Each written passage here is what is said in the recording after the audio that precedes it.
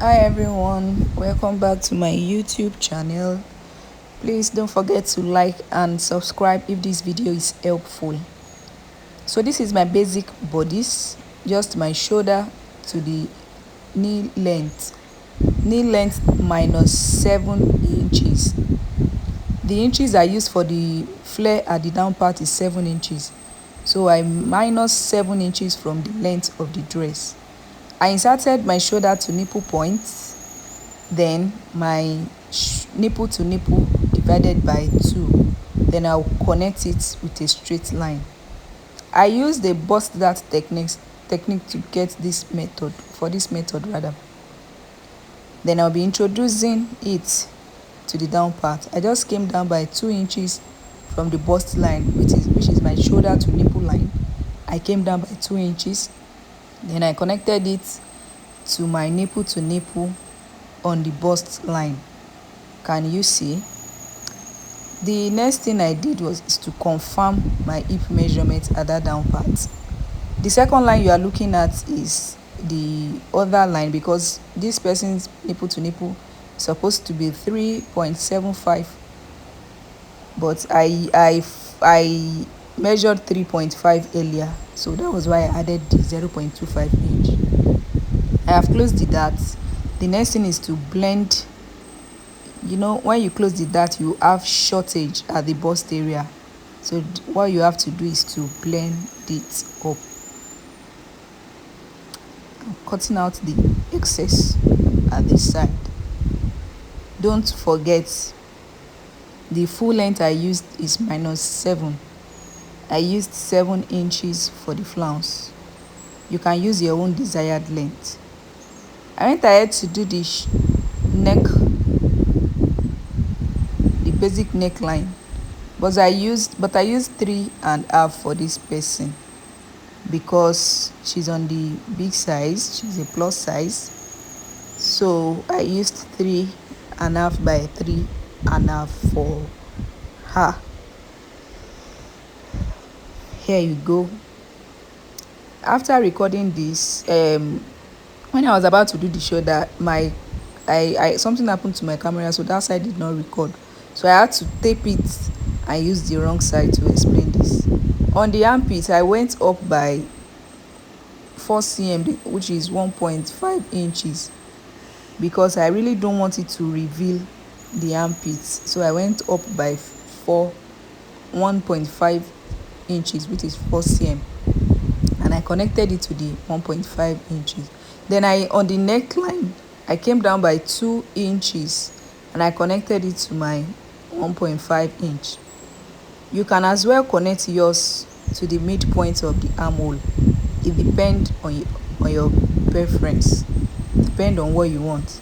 From that 2 inches, you can connect it to the mid arm if you want. I'm just trying to blend it so as not to have any sharp points. You can connect yours to that point, to that midpoint, if you want. Whatever you cut here, if you are adding sleeve like this picture that popped up, we will use that to cut the raglan sleeve if you are adding sleeve. The next thing to do is to measure what we have on the neck. Measure it round and just write it somewhere. So I wrote it down before cutting it up. So when you are doing yours, make sure you measure the back neckline first before measuring the front. I made the mistake of cutting back and front together, but yours, so here I'm trying to make sure I have the same length.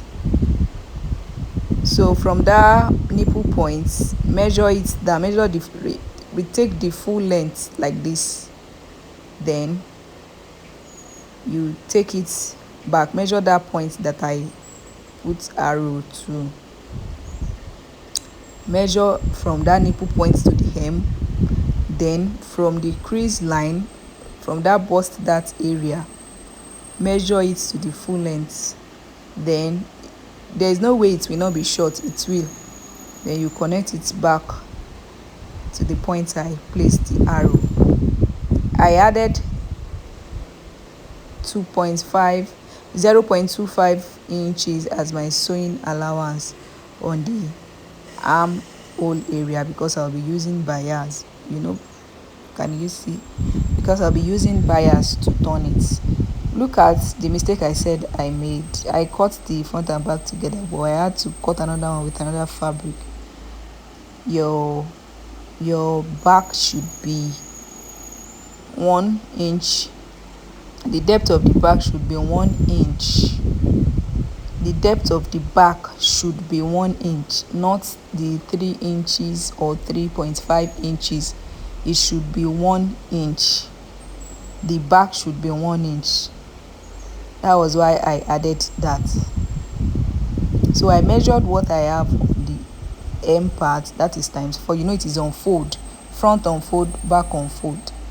I have 22 in the front on fold, that is 44, and 22 at the back.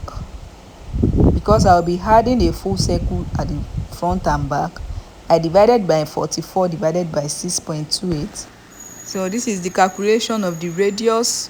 I divided my front 44 divided by 6.28 and back 44 divided by 6.28, and the radius. So I got the radius plus the length of my flare.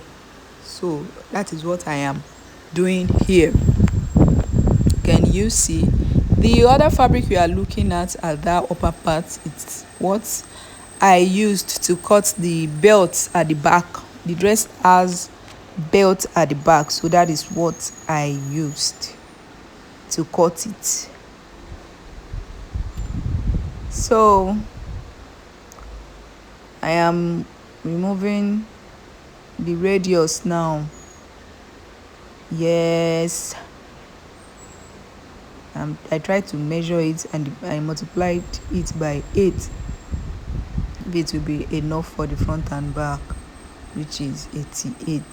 Then I add 11 there. You saw the 11 times 8, that is 88.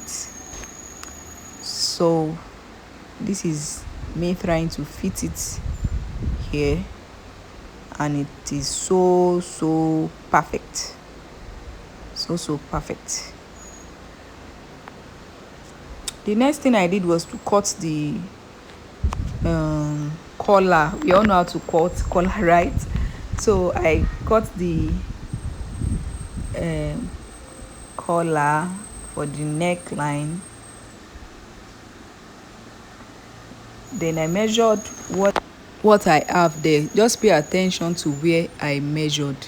I measured from that corner where there is no fabric at all, where the fabric is, rather where the fabric is, I measured it, and I did the same thing for the back. So you have to measure the round neck of your main dress at the back. Then you would notch that part. Your main dress, measure the dress you just cut, the front and back, measure the neckline and place whatever you have on the collar, asterisk or notch it, then you can now cut out, because the lines between that side, this line and the other one, we are going to sew it down. Can you see? There is a line in front. You can just sew that line like this, notch the front, the upper part, the center part and the down part, and sew it down. I didn't do that for my front because I did not get a matching thread. At the back part I did that. The next thing I did was to sew that side, that empty side that do not have fabric, the place we notched. Can you see? the place we notched, I sew it. Then the place I measured, I did not sew it. That is the collar, that is the rope, the belt at the back. I attached it to the collar. Can you see? I did not sew the parts that I measured. We measured what we have on the neckline of the dress for the front and back. Then the side I notched, to the other side I notched, I sew it. Then I turn it to the other side, then joined it. I have already torn my armhole with bias, and I used hand thread to hem it down. The next thing to do is to join the down part. It's so easy to sew. Can you see the lines I did for the back? It is not a matching thread, so it will not be okay for the front, so I did it for the back. I joined the flounce to the down part, and I joined the sides. So here is the finished look of it. I just trimmed out the excess at the side,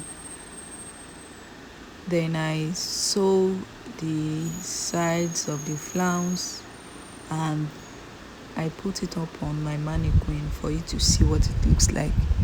Can you see how beautiful and neat it is? This is the down part. Please like and subscribe if you found this tutorial helpful.